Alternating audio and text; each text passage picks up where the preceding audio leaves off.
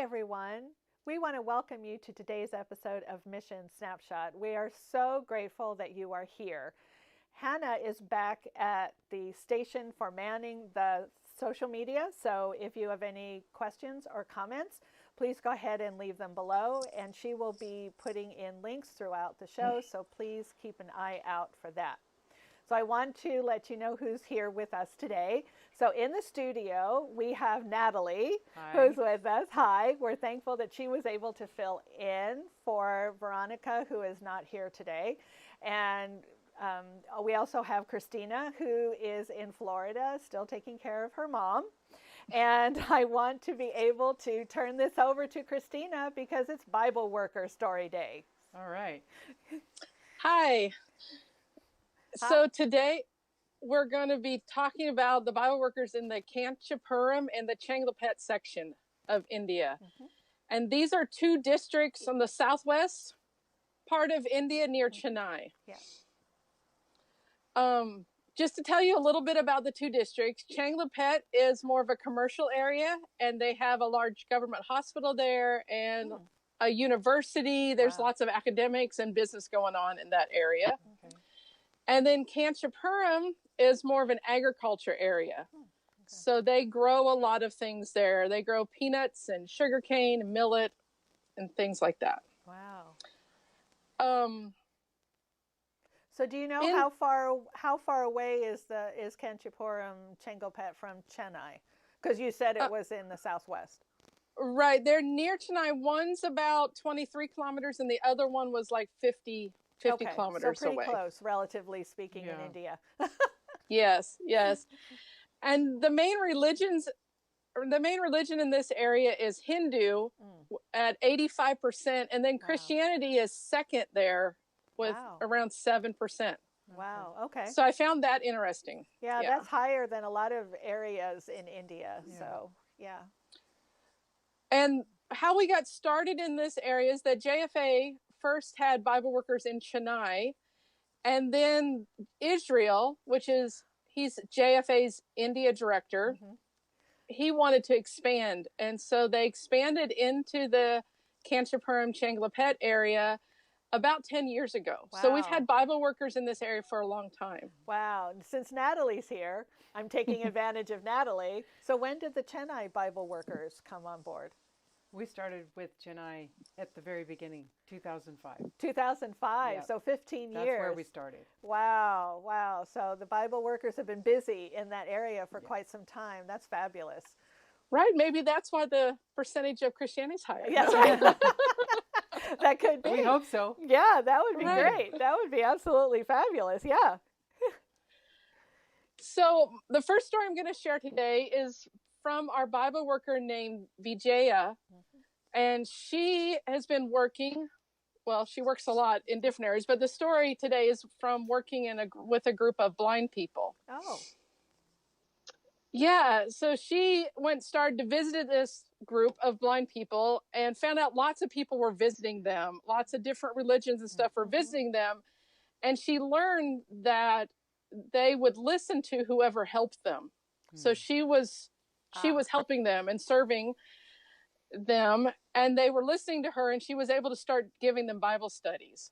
Okay. That's good. And so now they're beginning to understand the truths, and they have requested that she come every week to give Bible studies to them. Nice. That's very cool. Now, I think you had some statistics on blindness in India. Is that correct? Yeah, I learned, I found this interesting, that nearly 20% of the blind population of the world live in India. Oh, wow. Wow, that's a high percentage to have. That is high, but it used to be much higher. Just 15 years ago, it was in the 40% of the population. So there's quite a shortage of eye doctors in India because most of the blind or visually impaired in India are just because they need basic eye care, glasses, corrective eyewear. And most of these people live in areas where they have no access to basic eye care. Really? Wow. Yeah. But they've learned in the last 15 years that providing glasses for these people reduces crime, reduces accidents, and improves, education levels improve. Right. So yeah, just simply being able to see, it's very important. Okay, so that brings up the question of when we're on those crowded roads, how many drivers need corrective violence? Okay, that brings a whole new level to the crazy traffic in India. Okay, so right, yeah. So do you know? You may not know, but do you know if this, like, where were the blind congregated? Were they in a special area that's, like in a leper colony, like in a blind colony, or? It sounds like they're in like a localized house, or maybe, some kind of small place like that, because she shares that, that she's hopeful that they'll soon take baptism and hopefully be able to start like a branch Sabbath school, something there. Okay. That's great. So that's really cool. Well, thank you for sharing that. Yeah. And so then the next story I want to share is from Bible worker Joseph, and he shared his testimony with us recently. So he grew up in a very poor family. His father was a drunk, and life was pretty hard for them. Yeah. And a pastor, an Adventist pastor, came and was visiting in his village and visited their home. And he prayed with them, and he visited them more consistently, I guess. And then during one of those visits, he gave Joseph's father $500 to buy food and some necessities for the family. So was that 500 US dollars? I'm sorry, rupees? 500 rupees. Okay. I misspoke there. Okay, 500 rupees. But that's still a lot when you don't have that's much. a lot for them. That's a lot for them, yeah. Right. So eventually he started giving Bible studies to the family, and Joseph's father was able to stop drinking because of developing a relationship with Jesus. Jesus helped him do that. Wow. Yes, the whole family was so grateful. Yeah. And so when Joseph completed high school, his father was encouraging him to go to Spicer to study theology. Joseph had no interest in theology. He wanted to be an engineer and study. But his father was very persistent and kept encouraging him. And so finally Joseph agreed and conceded and said he would go to Spicer. And so he did that. And when he completed his education there, he began working for JFA as a Bible worker. Wow. That's really cool. I find it interesting that the father, who had had such a difficult time with addiction, that once he was free from it, was the main supporter for his son going to study theology. Yeah. I really like that. Because God was real to him. Yeah. God had helped him. Yeah. Yeah. Well, I'm glad Joseph, listened to his dad and gave it a try, because you can see this. You can't see his photo, but you know which one you sent, and you can see how happy he is in this photo. Yeah. To show that he made the right choice. Yeah. Right. And he happily shares that everyone in his family, each one of them are now Adventists. So. Amen. Awesome. Amen. So you mentioned something earlier in this story, and we talk about this all the time when we're talking about the Bible workers, and that was the consistent visiting of the Bible worker to Joseph's home. That they don't just go once and say, okay, I'm done, I can check this house off my list. They keep going back and they keep going back, and they find out what the needs are and help these people. Yeah, because 500 rupees may not be a lot, but I can guarantee you that for the Bible worker, it was a sacrifice to give 500 rupees. Right. 500 rupees is about, it's between $7 and $8 depending on what the current exchange rate is. Right. And so that's not a lot of money, and to us. But it's a lot for, especially when the daily wages laborers make from $1 to $3 a day. Yeah. So that's several days worth for work. Most daily. And when laborers. The father of the household is spending the money on alcohol, that's even more of a strain on the family for their necessities. Right.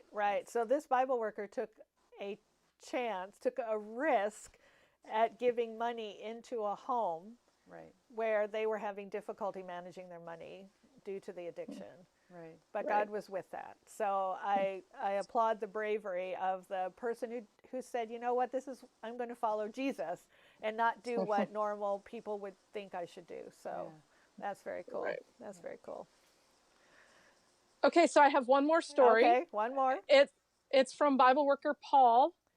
And Paul works in a village where there is a church, but there's no members in this church. Oh. I'm sorry. I don't know why that Chuck is like, he's taking care of a building then, right? He's taking care of a building. Okay. That's really he sad. Is. And that is, it is sad. It wasn't meant to be funny. It was just like this juxtaposition of, I'm taking care of this building and there's no one there. Yeah. Yeah.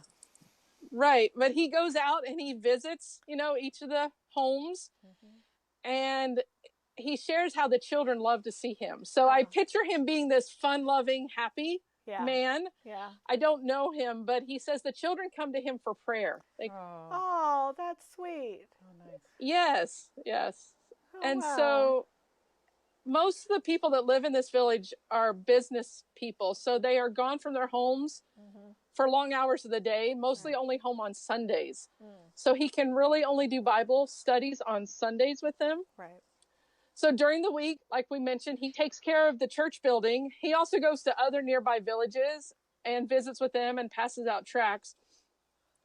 But as he's taking care of the church building, some of the people that worship in Sunday churches come to help him or chat with him. I don't know. I see him again as a really outgoing personality.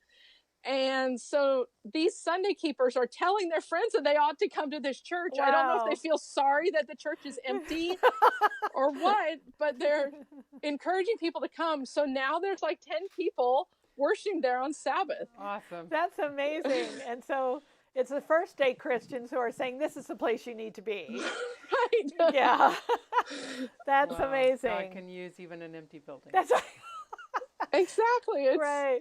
so interesting. Well, I'm sure that people are curious as to why he's taking care of an empty building, because he sees it as God's house. Right. And if they don't take care of the building will degrade. So when they need the building for church members, they might have to rebuild it. So if he takes care of it now, that will keep them from having to do a lot of repairs or even a complete rebuilding. Right. But if you're in a village, no, I was just going to say, if you're in a village and you're seeing this guy down the street taking care of an empty building, that brings curiosity, kind of like Noah building the ark. It's like, what is he doing? Yeah. Go ahead. Right. Christina. It puts value in the building, but also when we learned when we were there that if the property in the building, the area is not taken care of, the village encroaches on that space. Right. And it will be used for other purposes. Right. Yes. They just move their fence just a little bit more and a little bit more until they're right up to the front door of the church. Until there's goats growing. Until there's goats growing. Goats living in the church. That's right. Goats living in the church. Yeah.